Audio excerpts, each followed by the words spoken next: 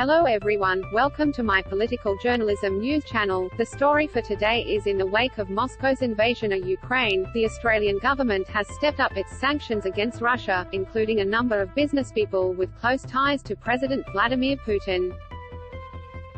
The 8 affected oligarchs all have ties to Russia's banks, or defense and resources industries, and are considered to be part of Putin's inner circle. The government has flagged it will continue to follow the lead of the United States and United Kingdom by ratcheting up penalties for individuals and businesses in Russia, including the president himself. Here's a quick guide to who Australia has targeted so far. Point 1. Denis Alexandrovich Bortnikov. Denis Bortnikov is the deputy president and board chairman of Russia's state-owned VTB Bank. While Australia has not imposed sanctions on VTB Bank, the UK and the US, along with several other nations, have. Bortnikov's senior management position on the state-owned bank means he runs in elite circles close to Putin. Bortnikov is also the son of Alexander Bortnikov, who is the director of Russia's Federal Security Service, the FSB. 2. Vladimir Sergeyevich Kiriyenko. Vladimir Kiriyenko is currently the CEO of VK Group, one of Russia's biggest internet companies.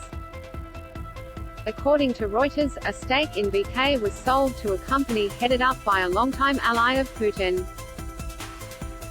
VK Group runs a number of services, including social media sites. Kiriyenko is also the son of Sergei Kiriyenko, who works closely with the Russian president as his first deputy chief of staff in the presidential office.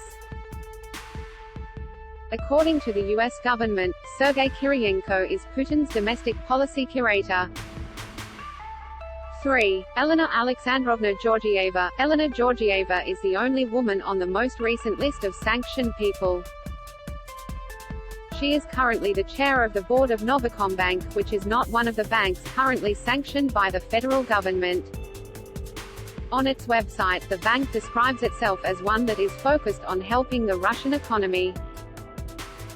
Among the bank's customers are high-tech companies from the machine building, oil and gas, and aeronautical engineering industries, it says. According to British officials, however, the bank is a state-owned defense conglomerate. 4. Petr Mikhailovich Fradkov. Petr Mikhailovich Fradkov is currently the chairman and CEO of Pромsvязьbank and general director of the Russian Export Center.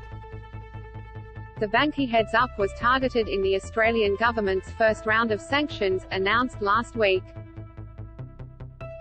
The 44-year-old has spent his career working for different financial institutions in Russia.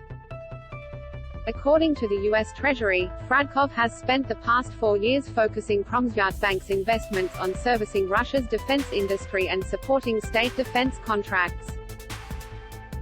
Through that role he has had a number of one-on-one meetings with Putin. Point 5. Igor Arkadyevich Rotenberg. Igor Rotenberg is a Russian billionaire and currently the chairman of the board of directors of National Telematics Systems. He was actually added to the US's sanctions list in 2018 because of his ties to Russia's energy industry through his father, Arkady Rotenberg. Igor's father sold him 79% of his oil and gas drilling company, giving him control over the business. Arkady Rotenberg is also reportedly a close personal friend of Putin. Point 6. Yuri Borisovich Slyuzar. Yuri Slyuzar is the general director of the United Aircraft Corporation, a partly Russian government-owned defense company. According to the company's website, the 48-year-old studied law at Moscow State University. He later worked as an assistant to the Russian Minister for Industry and Trade, was the director of the government's aviation industry department, and in 2012 became the deputy minister of Industry and Trade. 7. Kirill Nikolaevich Shamalov. Kirill Shamalov is the deputy chairman of SIBUR's management board. SIBUR is one of Russia's biggest petrochemical companies and, according to Forbes, Shamalov is one of Russia's youngest billionaires. But potentially his biggest claim to fame is being Putin's previous son-in-law, after marrying his daughter, Katerina. Shamalov's father, Nikolai, also has long and close ties to Putin. 8. Igor Ivanovich Sechin. Igor Sechin is currently the CEO, president and chairman at Rosneft, which is Russia's biggest, and one of the world's biggest, oil companies. Significantly wealthy, Sechin is considered a close ally of Putin's and was the deputy prime minister of Russia from 2008 until 2012. The U.S. sanctioned Sechin in 2014 following Russia's invasion and annexation of Crimea. That is all for today news. Thank you for watching to my channel. Please be sure to leave your comment and subscribe below for more news update.